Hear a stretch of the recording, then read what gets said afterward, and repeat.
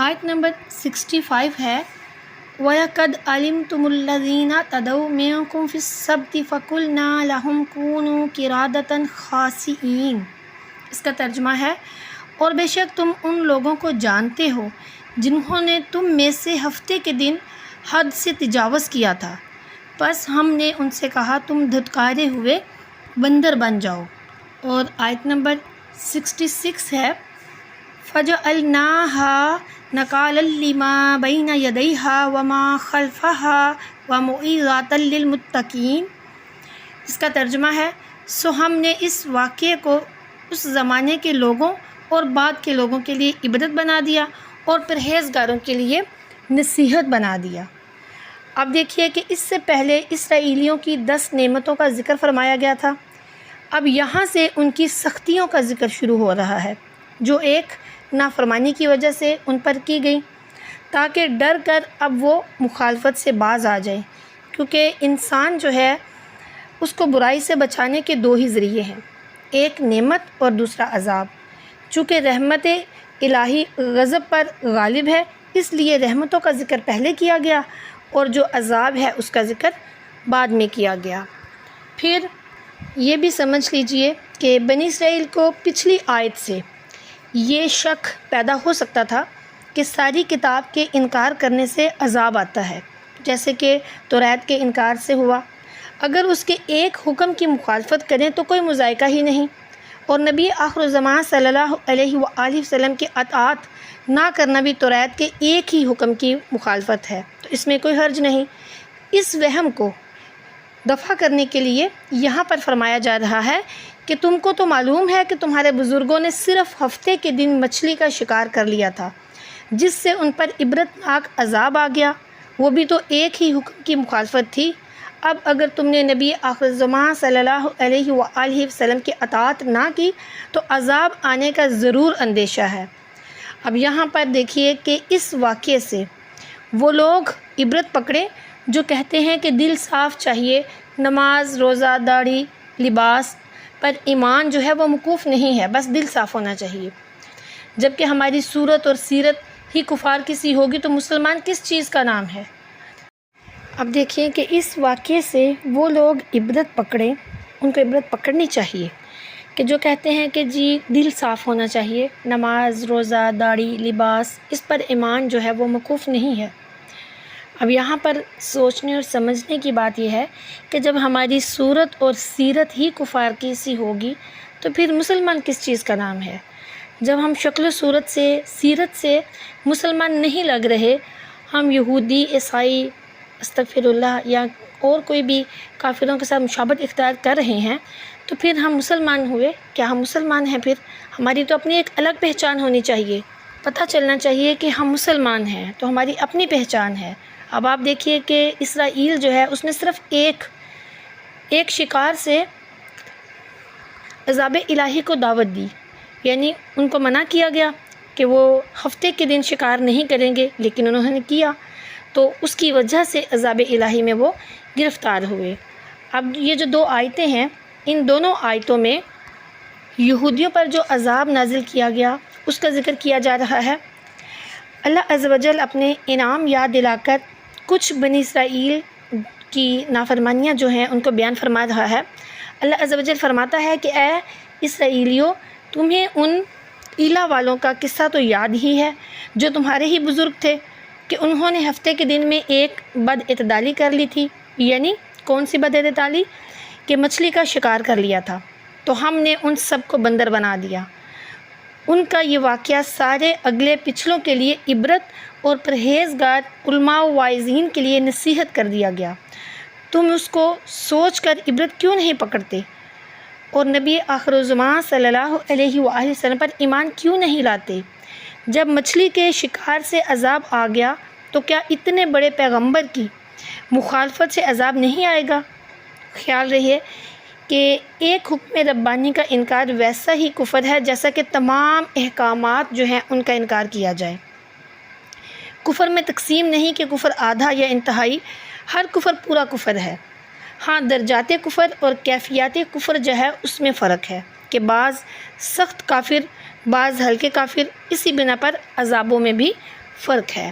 اب یہاں پر میں آپ کے ساتھ پورا کا پورا جو واقعہ ہے وہ شیئر کروں گی، یہ یہودیوں کے بندر بننے کا اور ان کے جو واقعہ ثبت ہے وہ والا۔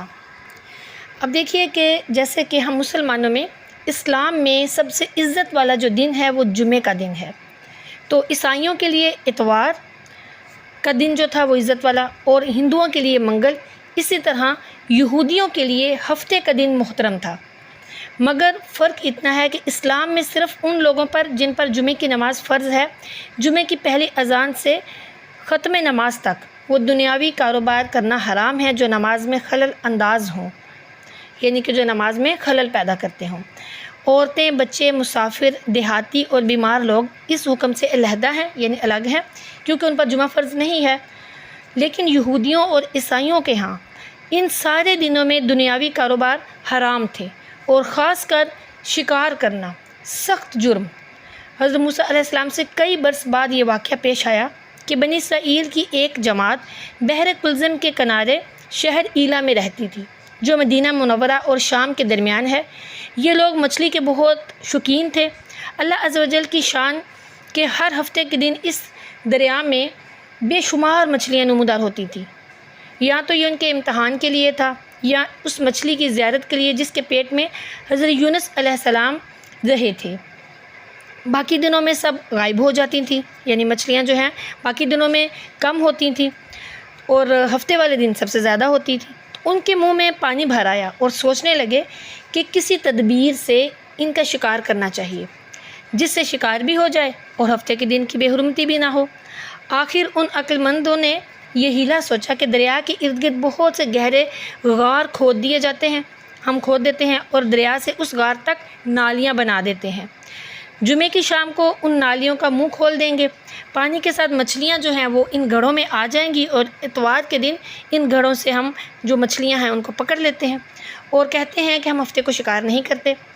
تو انہوں نے وہ مچھلیاں خوب کھائیں اور فروخت کیں، یعنی وہ اسی طرح انہوں نے یہ سارا کچھ کیا کہ انہوں نے وہ غار بنا لیے اور ساری کی ساری مچھلیاں ہفتے والے دن، بظاہر تو ظاہر ہے وہ کہہ رہے تھے کہ ہم شکار نہیں کرتے، لیکن انہوں نے یہ نافرمانی کی اور انہوں نے بہت سی مچھلیوں کا شکار کیا اور بہت مچھلیاں کھائیں اور فروخت بھی کی۔ پھر جس سے یہ ہوا کہ یہ بہت زیادہ مالدار ہو گئے۔ 40 یا 70 سال تک ان کا یہ عمل رہا۔ یہ لوگ کل 70,000 لوگ تھے۔ ان کی 3 جماعتیں بن گئیں، ایک تو شکار کرنے والوں کی، دوسرے اس سے منع کرنے والوں کی، اور تیسرے خاموش رہنے والوں کی۔ یہ لوگ جو تھے کل 12,000 تھے، باقی سب شکاری۔ جب شکاریوں نے ان کی نصیحت نہ مانی تو انہوں نے اپنے اور ان کے درمیان ایک دیوار بنا کر شہر کے 2 حصے کر دیے اور کہا کہ ہم ان کے ساتھ نہ رہیں گے کہ کہیں ہم پر عذاب نہ آ جائے۔ یہاں تک کہ حضرت داؤد علیہ السلام کا زمانہ آ گیا۔ آپ نے ان کو شکار کرنے سے منع کیا اور فرمایا، یعنی حضرت داؤد علیہ السلام نے فرمایا کہ اے بے وقوفو، قید کرنا ہی تو شکار ہے۔ جیسے کوئی ہرن کو جال میں پھنسا لے، اس نے شکار کر لیا، کھائے یا نہ کھائے، اور کھائے تو آج ہی کھائے یا کبھی دوسرے وقت۔ غرض یہ ہے کہ ہفتے کے دن تمہیں شکار کی ممانت ہے، نہ کہ فقط ہاتھ میں پکڑنے یا کھانے کی۔ اس سے باز آ جاؤ ورنہ عذاب میں گرفتار ہو جاؤ گے۔ شکاری جو تھے انہوں نے کہا کہ ہم تو بہت عرصے سے یہ کام کر رہے ہیں، اگر یہ برا ہوتا یا پھر ہم پر عذاب آنا ہوتا تو اب تک ہم امن میں کیوں رہتے، اب تک آ چکا ہوتا، تو اب تک تو ہم پر عذاب نہیں آیا، ہم اتنے سالوں سے یہ کام کر رہے ہیں۔ تب حضرت داؤد علیہ السلام نے یہ دعا فرمائی جس سے اللہ عز و جل کا غضب آ گیا، اور رات میں یہ سب کے سب بندر بنا دیے گئے۔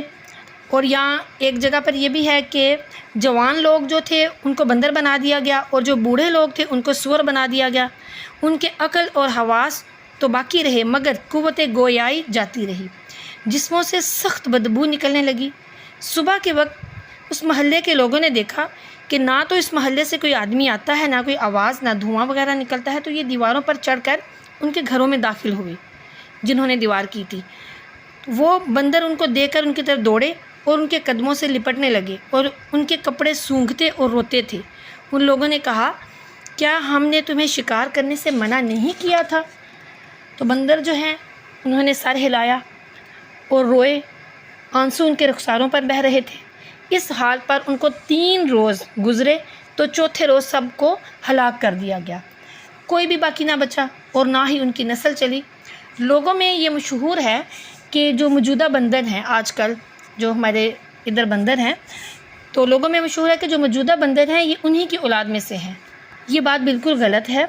یہ جو موجودہ بندر ہیں یہ ان کی اولاد میں سے نہیں ہیں، کیونکہ ان سے پہلے بھی بندر تھے، اور یہ جو موجودہ بندر ان پہلے بندروں کی اولاد ان سے ہیں، یعنی کہ یہ جو بنی اسرائیل بندر بنے تھے یہ ان کی اولاد میں سے نہیں ہے، یہ والے جو موجودہ بندر ہیں۔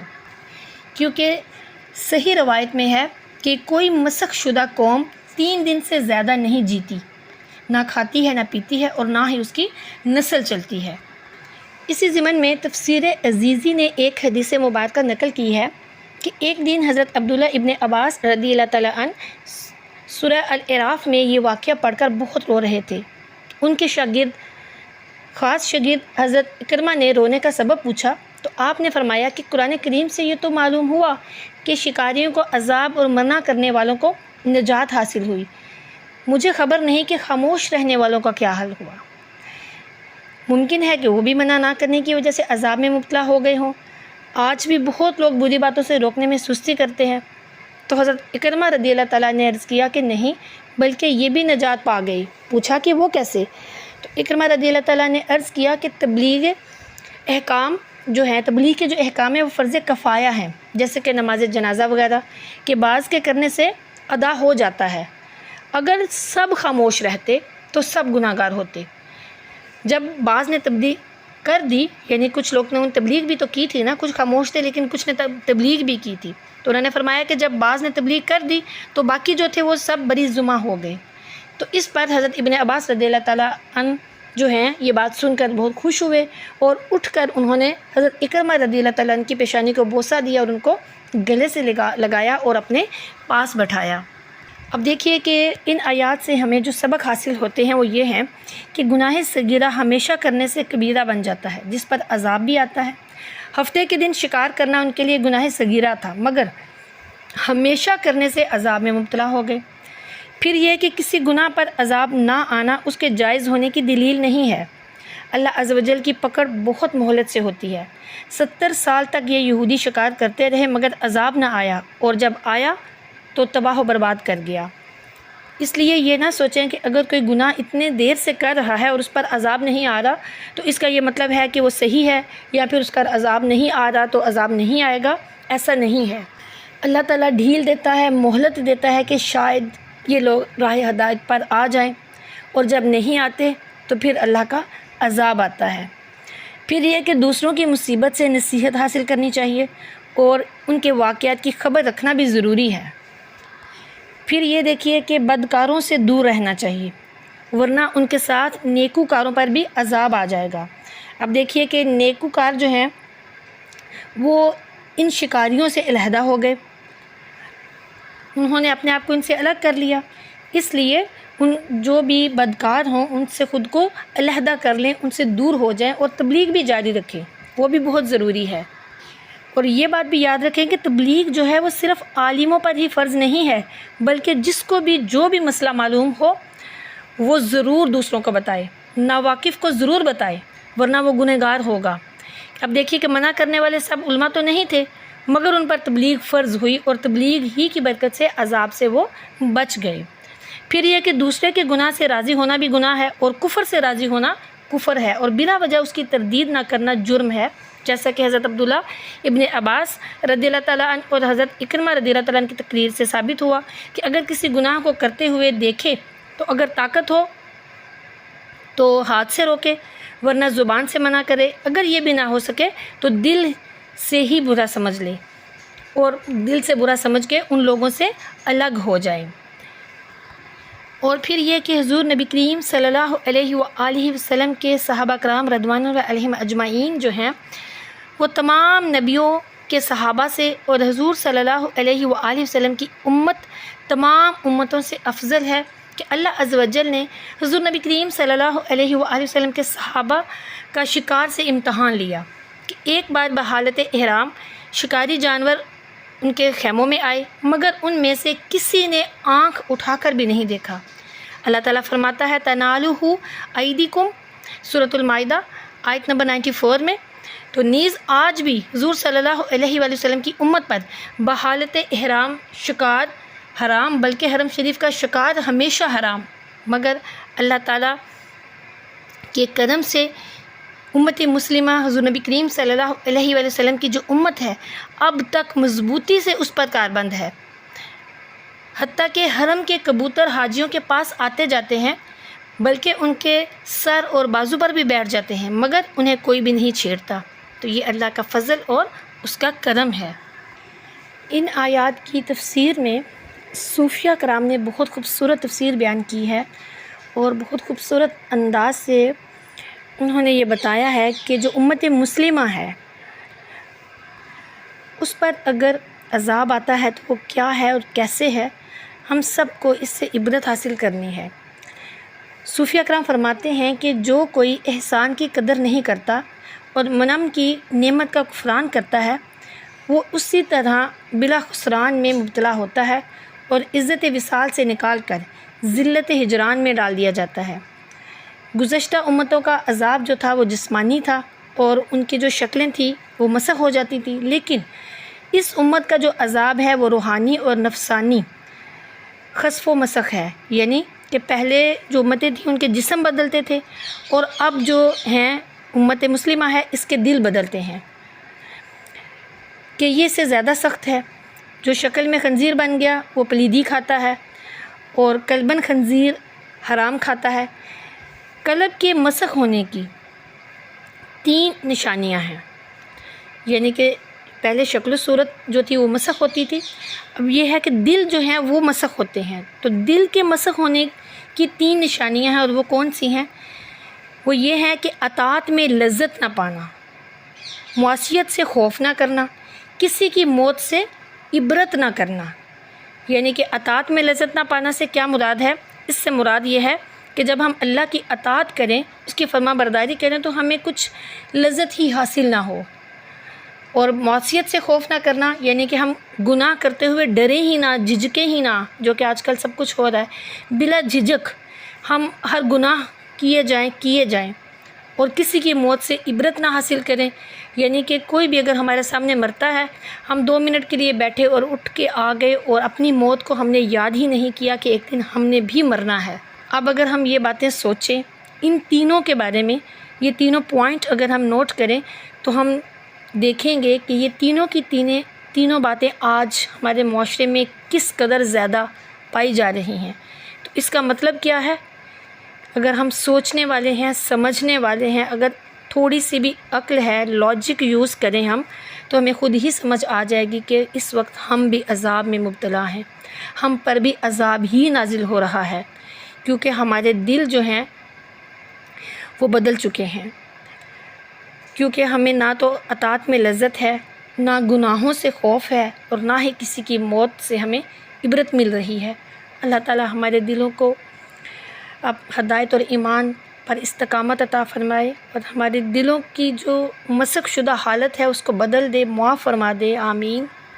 حضرت عوف بن عبداللہ رضی اللہ تعالیٰ عنہ فرماتے ہیں کہ 3 باتیں یاد رکھو، جو شخص آخرت کے لیے کام کرے گا اللہ تعالیٰ اس کے دنیاوی کام خود بخود بنا دے گا۔ جو اپنا معاملہ اللہ کے ساتھ درست رکھے گا اللہ تعالیٰ لوگوں کے ساتھ اس کا معاملہ درست فرما دے گا۔ جو اپنا باطن درست کرے گا اللہ اس کا ظاہر بھی درست فرما دے گا۔ اب دیکھیں کہ جب یہ سارے کام ہم اللہ پہ چھوڑ دیں گے، اللہ کے لیے سب کچھ کریں گے، تو ہمیں پھر کچھ بھی کرنے کی ضرورت نہیں پڑے گی، پھر تو نہ ہم گناہ کریں گے نہ نافرمانیاں کریں گے۔ جب ہم خود کو اللہ کے سپرد کر دیں گے تو ہمارے سارے معاملات درست ہو جائیں گے، لیکن افسوس یہ ہے کہ ہم نے خود کو اپنے رب کے سپرد نہیں کیا ہوا۔ محمد ابن قاسم علی ترمذی فرماتے ہیں کہ 4 شخصوں کی 4 موقعوں میں اصلاح ہوتی ہے۔ وہ 4 موقع کون سے ہیں اور کن کی اصلاح ہوتی ہے؟ بچوں کی کتاب میں اصلاح ہوتی ہے۔ نمبر 2 بدماش، ان کی جیل خانے میں اصلاح ہوتی ہے۔ نمبر 3 عورتوں کی گھر میں اصلاح ہوتی ہے۔ نمبر 4 عمر رسیدہ مردوں کی مسجد میں اصلاح ہوتی ہے۔ اللہ عز و جل سے دعا ہے کہ وہ ہماری اصلاح فرمائے، ہمیں اطاعت میں لذت عطا فرمائے، گناہوں سے توبہ کرنے کی توفیق عطا فرمائے، اور ہر کسی کو جب ہم دیکھیں کہ وہ مر چکا ہے تو ہمیں اس کی جو موت ہے اس سے عبرت عطا فرمائے۔ آمین ثم آمین۔